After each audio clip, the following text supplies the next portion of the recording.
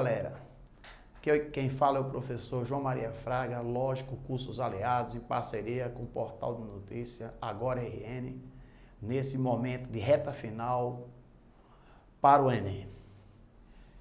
Nesse momento eu quero chamar a sua atenção, meu amigo, para um tema extremamente recorrente nas provas do Enem e de vestibulares, o período joanino. Para entender o período joanino, é necessário que você estabeleça uma relação entre a história do Brasil e a história geral. Por quê? Porque o período joanino ele está profundamente relacionado com as guerras que estão ocorrendo no início do século XIX no continente europeu. A disputa pela hegemonia da Europa e dos mercados no mundo entre França e Inglaterra termina polarizando a Europa e Portugal, por sua vez, metrópole da qual estava subordinado o Brasil, enfrentará uma forte pressão tanto da Inglaterra quanto da França. A Inglaterra, que historicamente tinha um domínio econômico muito forte já sobre Portugal, e a França, que estava se expandindo territorialmente graças à ação militar de Napoleão Bonaparte. Assim sendo, a família real portuguesa, diante de toda essa pressão, termina por fugir de Portugal. Portugal é ocupado por tropas napoleônicas e a família real se instala no Brasil após o translado, chegando aqui em 1808. Durante esse período joanino, é importantíssimo para que você perceba que vários elementos que ocorrerão aqui no Brasil serão decisivos, tanto na formação do Estado brasileiro, que surgirá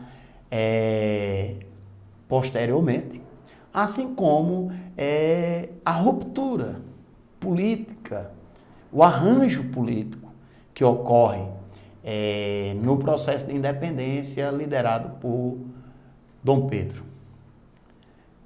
Nesse sentido, é importante perceber que a primeira grande decisão de Dom João ao chegar no Brasil é a abertura dos portos às nações amigas.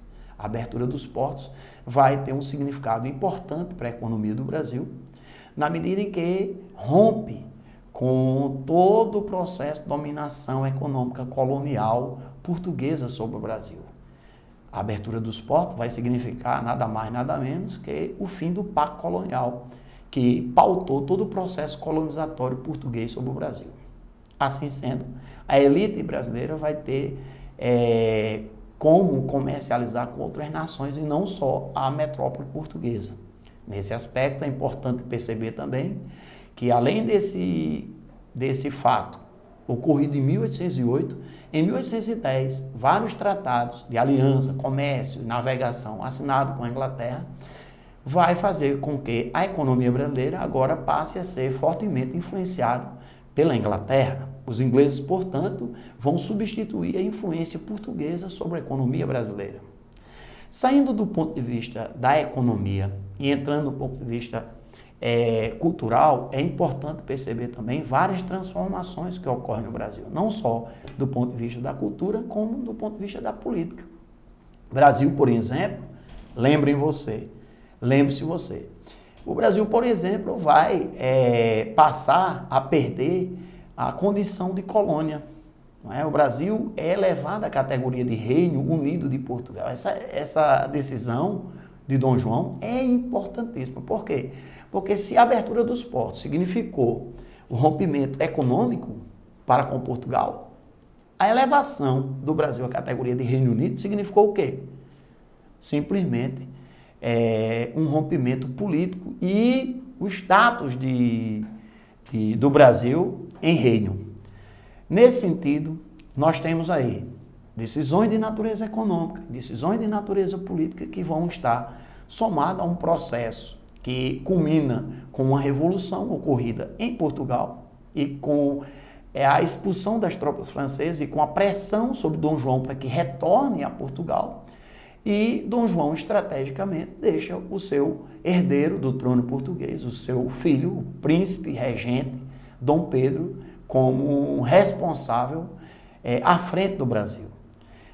as cortes portuguesas vão tentar pressionar Dom Pedro para que ele possa trazer de volta o pacto colonial e, evidentemente, que a elite brasileira não vai aceitar, nem a Inglaterra vai aceitar a volta do pacto colonial e vai pressionar Dom Pedro simplesmente para que ele possa o quê? Fazer a ruptura com Portugal, dada essa forte pressão.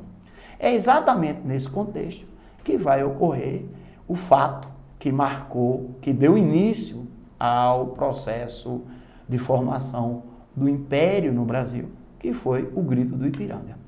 Muito embora, evidentemente, que efetivamente o Estado brasileiro só passe a ser constituído, de fato, a partir da elaboração da Constituição de 1824, 2 anos depois do Grito do Ipiranga, que ocorreu no 7 de setembro de 1822.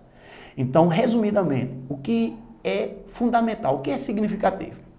Entender no período joanino a influência das disputas externas entre Inglaterra e França, o bloqueio continental, a pressão da França e da Inglaterra sobre Portugal, a opção de Portugal pela Inglaterra, a vinda da família real para o Brasil, no Brasil a abertura dos portos, a elevação do Brasil à categoria de Reino Unido de Portugal, os tratados de 1810, as reformas que ocorrem no Rio de Janeiro, como o Jardim Botânico, a criação do Banco do Brasil, a imprensa, a ideia de se criar aqui uma imprensa, o Jardim Botânico, o Banco do Brasil, enfim, todo o processo de modernização, inclusive, que vai ocorrer do Rio de Janeiro, no sentido de que o Rio se transformasse num centro urbano capaz de receber a família real para que ela pudesse viver aqui um pouco do luxo que ela havia abdicado com a fuga para o Brasil.